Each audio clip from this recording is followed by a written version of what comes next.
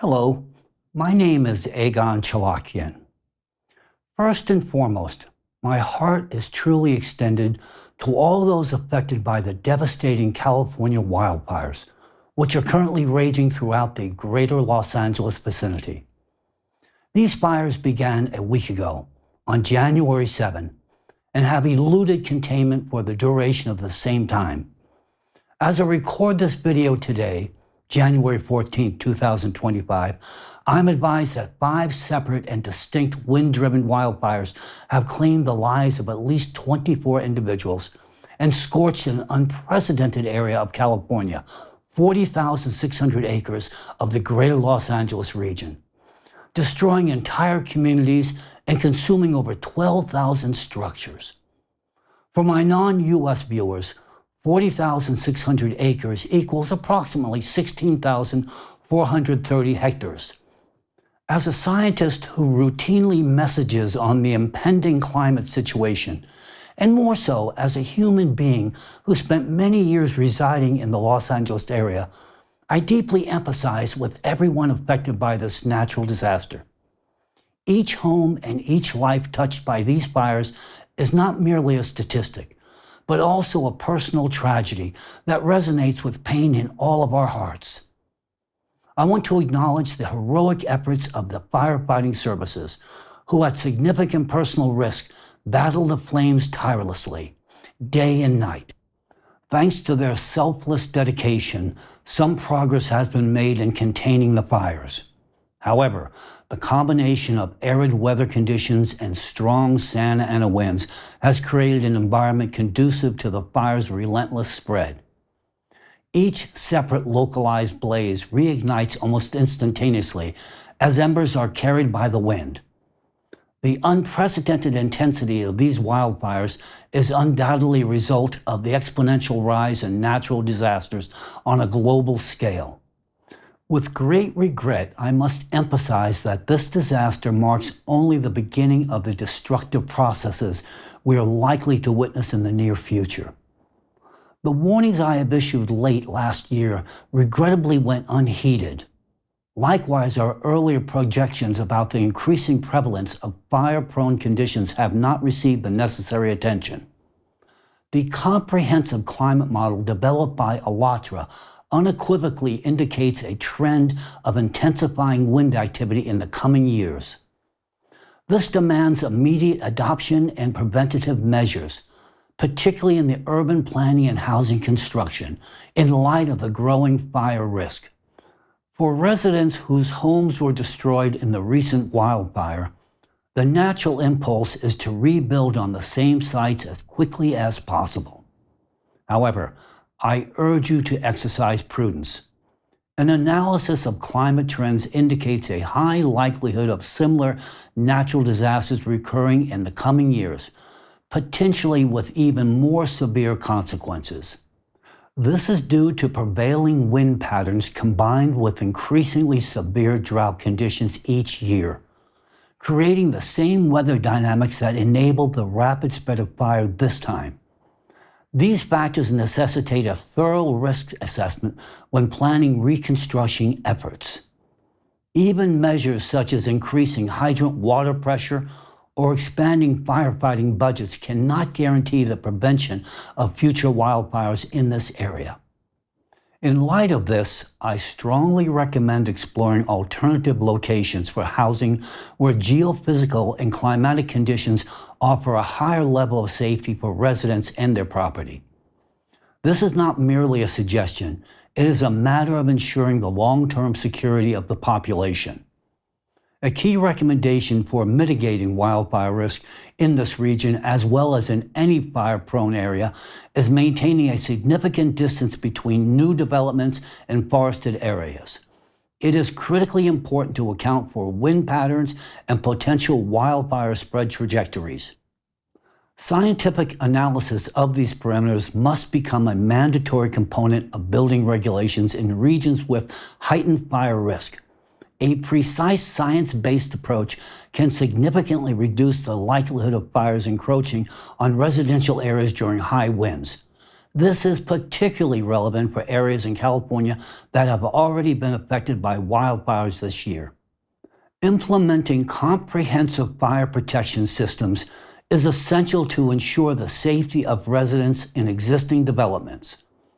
Investments in advanced firefighting technologies and preventative safety measures are not merely recommendations, but an urgent necessity, given the increasing climate risk each year. The economic cost of such systems pale in comparison to the value of human lives and the potential destruction caused by catastrophic fires. The ongoing California wildfire, based in preliminary estimates, is expected to become the costliest in U.S. history, with a potential damage projected at $60 billion, or according to AccuWeather, more than $250 billion. However, had we just allocated $1 billion to preventative measures a year ago, the destructive consequences of this wildfire could have been averted. Such foresight might have saved 24 lives and preserved the futures of tens of thousands of people who lived in the 12,000 homes now lost. An investment of $1 billion in preventative measures could have been a solution, not only averting this crisis, but also preventing its recurrence in the future. Consider the economic and moral implications of prioritizing preventative measures over incurring such enormous losses. The preservation of lives, property, and other irreplaceable assets far outweighs the cost of proactive measures. Indeed, this is self-evident. My argument extends beyond the United States, emphasizing resource optimization for other nations also grappling with the consequences of natural disasters of this magnitude. I also want to address the public. It is essential not to rush to place blame on the government when faced with a crisis. During emergencies such as wildfires, floods, hurricanes, or earthquakes, it is natural for people to expect immediate aid and rescue operations. For those affected, every second feels critical. Still, for the government to respond effectively, time is needed to assess the situation and make well-informed decisions. In the midst of a disaster, sending rescuers into affected areas without a clear understanding of the scale of the problem can exacerbate the situation, increasing the number of casualties and creating additional chaos. Determining the true extent of the disaster, identifying urgent needs, and developing a coordinated plan of action all require time. This is why it is crucial for individuals to recognize the importance of preparation and take an active role in learning emergency response protocols, rather than relying solely on external assistance. In moments of catastrophe, understanding the seriousness of the situation and knowing how to respond appropriately can save lives. Panic and reckless actions often lead to tragedy. For instance, someone trapped in a fire may run back into their home to retrieve belongings or documents, or during a flood attempt to save a vehicle, putting their life in absolute peril. From an outside perspective, such behavior seems irrational, but for the individual, material possessions can cloud the perception of the threat. This lack of awareness or underestimation of risk becomes a critical problem. It is essential to understand that human life is the ultimate value. Recognizing this and knowing specific actions to take during a critical situation can save not only your life, but also the lives of others. When individuals are prepared for emergencies, they act more rationally. They are less reliant on external aid, which, while necessary, often takes time to arrive. Every citizen should take the precaution of preparing an emergency kit in advance, a compact backpack containing essential items such as documents, cash, dry clothing, a blanket, medications, a bottle of water, and non-perishable food. This kit should cover basic needs for several days in the event of a disaster. The go bag should be lightweight, take up minimum space, and if possible, include a life vest feature. This simple preparation can significantly enhance survival chances and reduce risk during natural disasters. Returning to the issue of safe urban planning in California, I would like to address recent seismic activity. This January, there have already been 3 earthquakes along the San Andreas Fault near the western coastline of San Francisco, the largest of which had magnitude of 3.7. While relatively minor, these tremors have caused an uptick in seismic activity in the city of San Francisco. These incidents have sparked discussions about whether they might be precursors to a larger earthquake along the San Andreas Fault, which historically has a recurrence interval of 100 to 300 years. Researchers suggest that the next major earthquake along this fault could occur in the coming years. Let's see. How can I comment on this? The 3 earthquakes mentioned earlier align with the broader trend of increasing seismicity along the Pacific Ring of Fire, which has surged several-fold since 1995, particularly in earthquakes with magnitudes above 3. We have discussed this many times and will continue to emphasize it. Seismic activity on Earth is steadily rising, showing the exponential growth irrespective of the increased number of seismic sensor coverage. This indicates that the probability of a destructive earthquake along the San Andreas Fault in the coming years is extraordinarily high. In certain areas, the Earth's crust is already experiencing overstress due to intensified magma pressure on the lithosphere from deep within the Earth. This process increases tension in the crust, which will inevitably result in pressure releases through localized earthquakes. We have not yet entered a period of sharply heightened seismic activity characterized by numerous earthquakes with magnitudes of 8 and above, or regions facing the consequences of mega earthquakes. However, we still have a window of time. It is our responsibility to use this time wisely. During this period of relative stability, it is crucial to approach building design and construction with the worst-case scenarios in mind.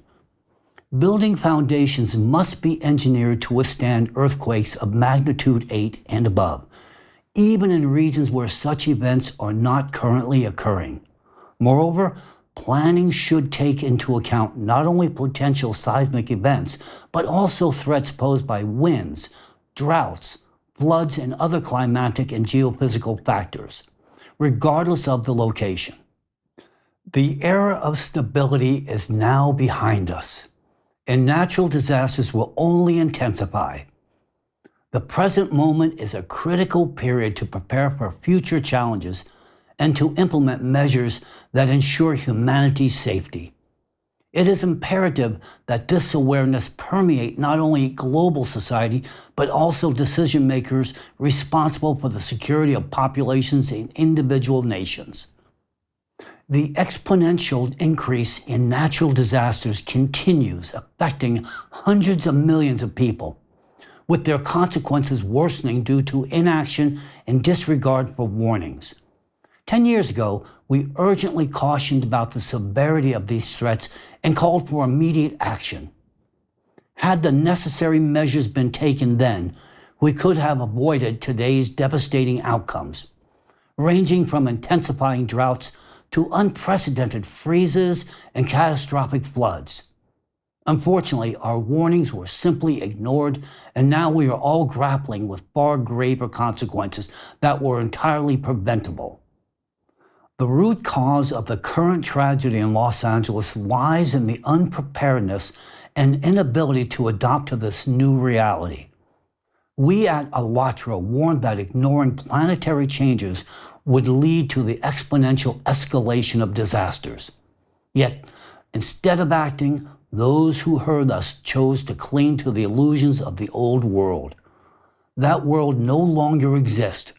We stated that the intensification of winds, droughts, and other anomalies was inevitable.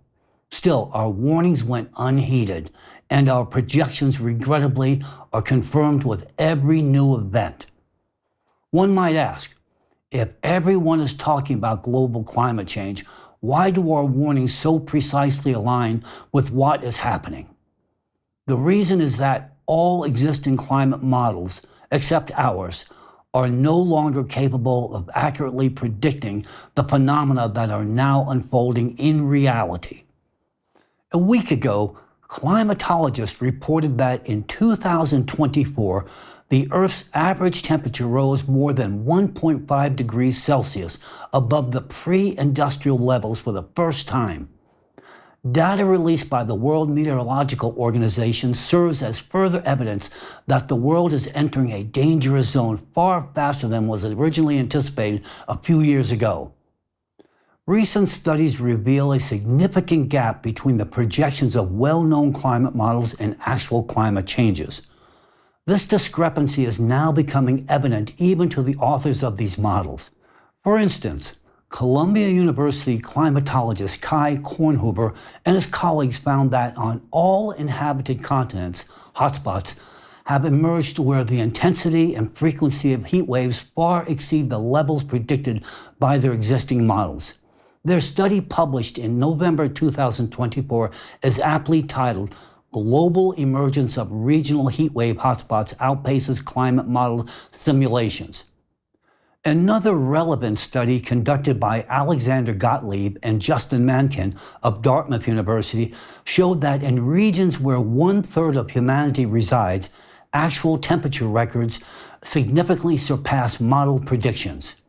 A particularly striking example is the global temperature spike observed between mid-2023 and June 2024, which, according to Gavin Schmidt, director of NASA's Goddard Institute for Space Studies, cannot be adequately explained by current models. The climate change model we partially presented on the ALLATRA platform a decade ago has recently been revealed to the public in a more comprehensive, though still incomplete form. Certain aspects of the model will remain confidential, as they are not essential for the general understanding of the processes at hand. The fundamental distinction and uniqueness of our model lie in its comprehensive consideration of a wide range of interrelated factors, not only climatic, meteorological, and atmospheric, but also geophysical, geological, oceanological, and cosmic parameters. Our forecast of increased seismic activity in both the Earth's crust and deep focus earthquakes, anomalous volcanic activity, rising supervolcano activity, shifts in ocean currents, ocean warming, and consequently the abnormal intensification of hurricanes, the rapid acceleration of winds, and the expansion of wildfire zones has been fully validated today.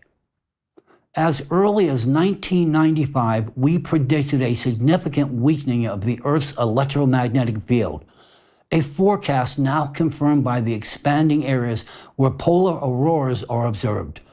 Kai Kornhuber of Columbia University, whom I mentioned earlier, stated, "It should be worrying that we are now moving into a world where we've kind of reached the limit of our physical understanding of the Earth system."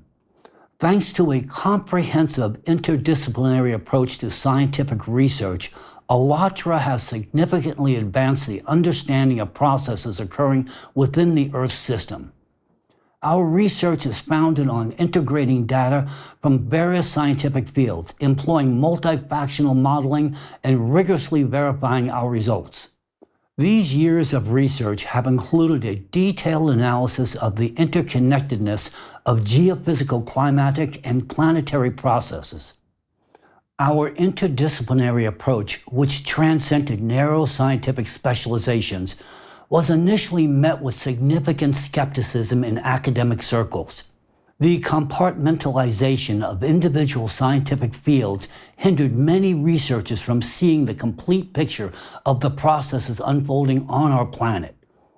Today, the current anomalous observations and measurements across all layers of the Earth confirm the accuracy of our forecast and the validity of our chosen research methodology.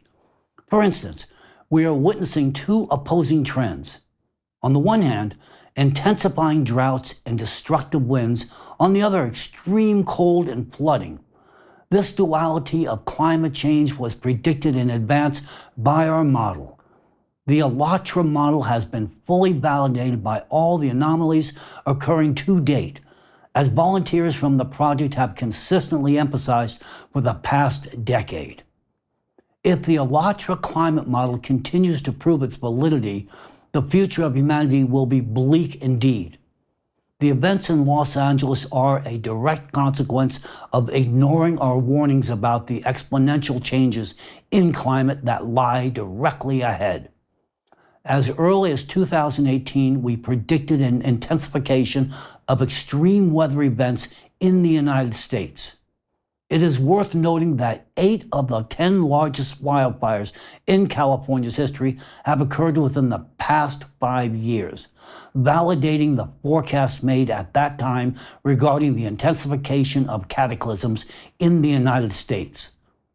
The current situation could have been prevented through timely action in response to our warnings.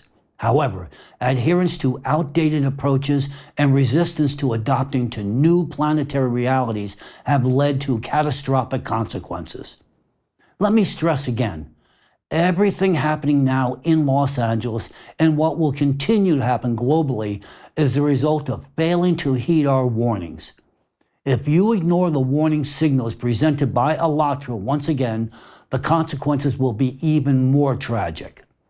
The world has changed dramatically, and the traditional methods of combating natural disasters are no longer effective. In my previous video address, I warned that natural catastrophes would intensify and urged people to prepare. Sadly, my words were not heeded, and now lives have been lost. This tragedy is a direct result of humanity's reluctance to face the truth. To protect yourselves and your loved ones, learn to listen to those who warn of problems and propose solutions. Learn to heed intelligent voices for your own safety. Currently, we are the only ones in the world openly warning about the impending threat of a magma plume breakthrough in Siberia. This disaster could surpass the events in Los Angeles by millions of times. Such an event would impact not only the regional climate, but also the global climatic balance of the entire planet. If our warnings are ignored again, I fear for the future of humanity on this planet. At present, controlled degassing of the Siberian plume, which we proposed 10 years ago, represents the most effective solution to both the looming magma crisis and the stabilization of climate and geodynamic disasters. As a specialist qualified in the planned degassing of volcanic systems, I can confidently state that scientific research confirms we have the technical capability to carry out a controlled degassing project. However, it is critical to act as soon as possible. The success of such a project is directly tied to how soon work begins. The earlier the decision is made, the greater the chances of its effective implementation. The primary challenge lies in the scale of this endeavor, which requires coordinated efforts from multiple nations. Without such corroboration, the opportunity to mitigate this crisis effectively may be lost. I truly hope to be heard. The successful implementation of the Siberian plume's planned degassing project could provide humanity with a safe developmental horizon lasting up to 250 million years. To grasp the magnitude of such a time span, consider the progress humanity has made over the past few centuries. How swiftly we advanced from the invention of the first steam engine to space travel, from the first radio transmission to today's quantum computing technologies. From the widely accepted scientific perspective, modern human civilization emerged around 10,000 years ago. It took 9,712 years to go from early civilization to the invention of the steam engine, yet only 249 years from the steam engine to the first spaceflight. From the first successful transmission of sound to the release of the first iPhone, just 132 years passed. With a long-term secure outlook for development, the potential of human civilization is virtually limitless. Imagine what we could achieve as a civilization if we possessed the wisdom and humanity to buy more time for the advancement of human society. Is this worth striving for? In my view, it absolutely is, because nothing is more valuable than human life. The critical question for humanity's safety is not whether the international community can overcome the technical challenges of implementing the Siberian plume's planned degassing. The real challenge lies in overcoming political divisions between nations to realize a project of such scale. My colleagues and I harbor doubts about humanity's ability to cross this political barrier in time. For this reason, we are actively exploring alternative approaches and searching for other solutions. However, to my knowledge, no one has yet proposed a method as effective, reliable, and fundamental for addressing the planetary climate and geodynamic crisis as the planned and controlled degassing of the Siberian plume. Why does this solution currently seem to be the only viable one? The processes of magma heating and expansion occurring within the Earth, driven by the influx of additional energy, can be controlled through managed degassing. When the planet deforms internally due to immense internal pressure, the only rational course of action is to relieve the stress in the Earth's crust, where the pressure from magma is most intense. This zone is, in fact, Siberia, where the mantle's melting is causing the rise of a massive magmatic river that erodes the crust, thus forming a gigantic plume which melts and exerts enormous pressure on the crust from bottom to top. During this brief moment while I'm speaking with you, imagine the volume of solid crustal material that this magmatic river flowing from our planet's liquid core into the regions beneath Siberia has melted. In other words, it has transformed a portion of the solid crust into a liquid, superheated state in the form of a continuously forming plume. To make it clear, let me explain. During this short period of time, the thermal energy in this constantly growing plume has increased far more than the energy released from the California wildfires. Just imagine what awaits us. After all, this plume is growing every second, accumulating a colossal amount of energy. If we successfully execute controlled degassing, we can navigate the dangerous phase of geological changes of the 12,000-year cycle of planetary catastrophes. This plan is not based on speculation, but on rigorous scientific research. I deliberately refrain from delving into details here, as this information has been extensively discussed in my previous videos and in materials created by ALLATRA volunteers, which you can review at your convenience.